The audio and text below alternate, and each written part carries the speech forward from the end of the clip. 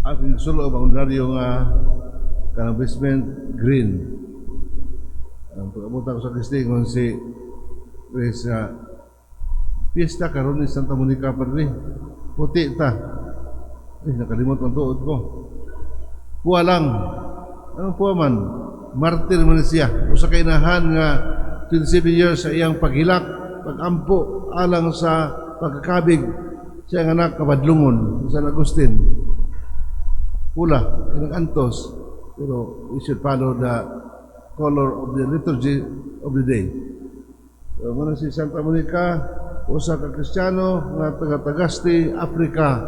At the time, nga sakop din sa Roman Empire.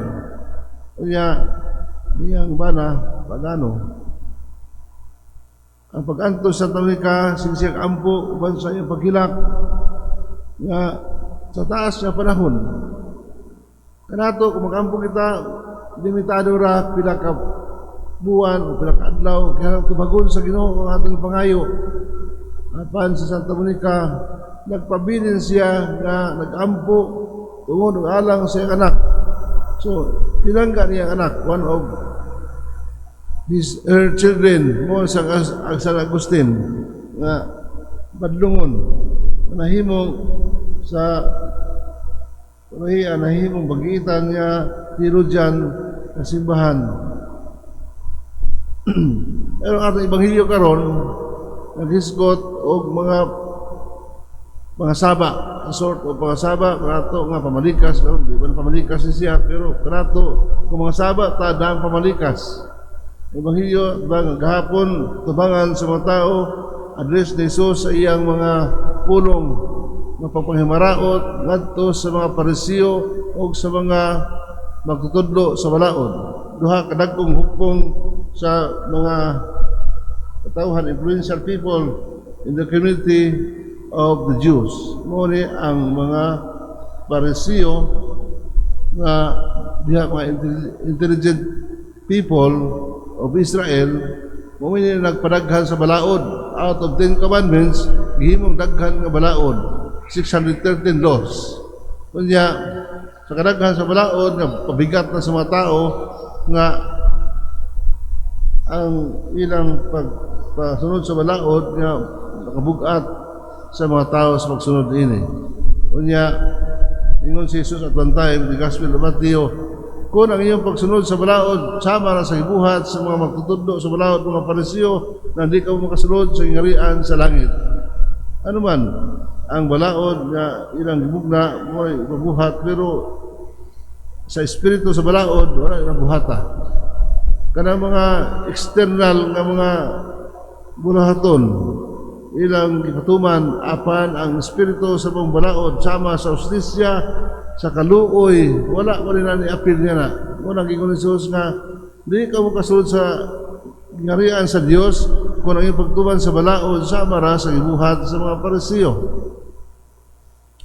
Unya, kadumdum ko nining mga Ebanghelyo, magsabot ko nga itong mainahan, nga naman mga saba siya. Labi na, kadumdum ko sa nagmay pami, manang pamalikason ni sa among inahan. Bangon kamo, mura kamo mga baboy. Bangon na kamo kay taas ng adlaw. Ingon niya, kung magkuhan ng kwarta, di mo kapunit. Ako sabi na yung pagka-pilosopo. Ano ba kung magkuhan og kayo, kita'y masunog una. So, mamalikas sa hay, masabang ano man gamit sa inahan, tungod kay sa iya, siguro, out of kasuko, siguro, kanang nahutan na siya sa presensya, na mubadlong sa mga anak nga dunay apil nga pamalikas. Ano man, aron unta nga mutuhop sa among kasing-kasing ang iyang mapulong, aduna siya concern, kanamo nga tulid ang dalan, ang among paggalaktan, ang among pagtubo, nga naa, disiplina, ang among mamatan.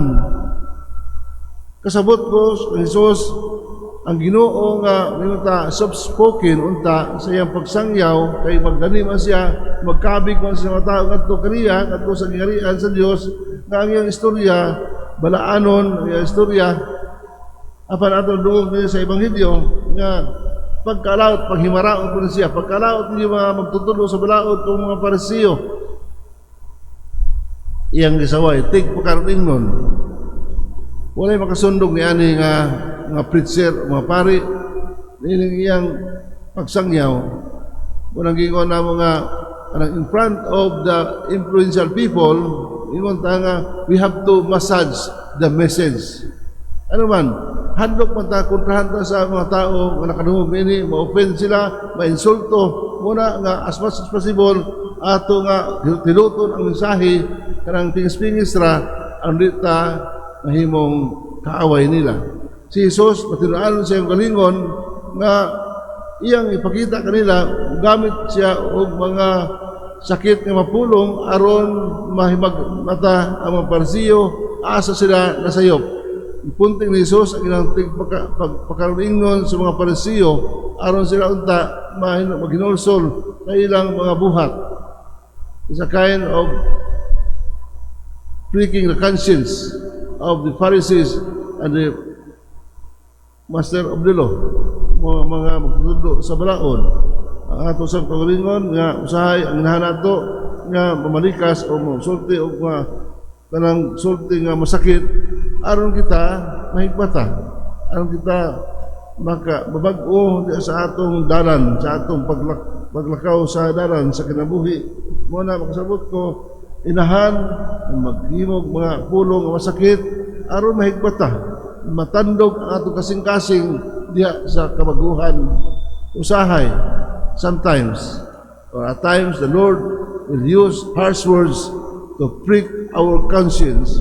Muna kasabot ko sa atong inahan usahay na malikas labi na sa mga bata batan-on nga magtubo nga musukol-sukol ay lang ginikan magtubag-tubag muna mingon mahutag pasensya ang inahan sus na ibaw ako ingon na yung batasan mas maipag ikumot ka sa bata pa ka ilam sa tiyan sakit nga mapulong pero that is kanang reality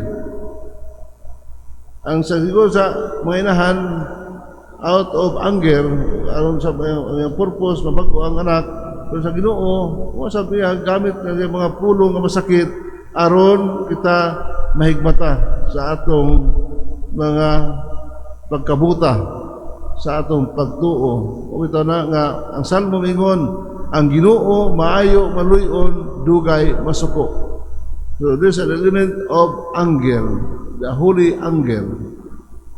Inatanda nga kining pulong, hinidok ni Jesus, nga tubangan sa mga katawhan, makapatandog karato, aron kita mabag-o sa atong panglantaw.